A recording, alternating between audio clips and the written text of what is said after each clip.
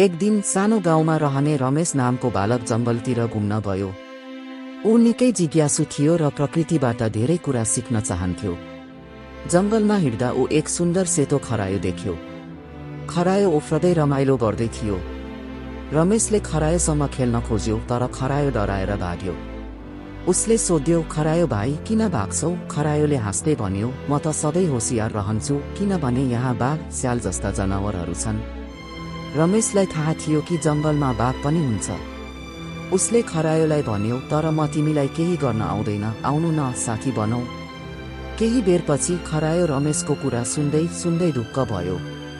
उसले रमेशसँग खेल्न थाल्यो। रमेशले आफ्नो झोलाबाट गाजर निकाल्यो र खरायोलाई दियो। खरायोले खुसी हुँदै गाजर खायो। त्यसपछि रमेश र खरायो राम्रो साथी भए।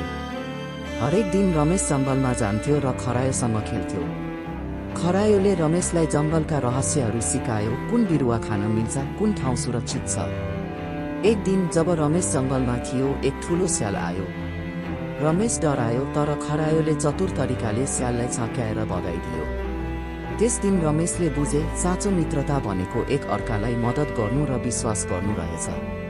त्यसपछि रमेशले आफ्नो साथी खरायोलाई कहिल्यै बिर्सिएन। उनी सदैव साथी बनेर बसिरहे। भिडियो कस्तो लाग्यो? यदि यो भिडियो मन परेमा सब्स्क्राइब गरिदिनु होला। धन्यवाद। जय गोर्खाली।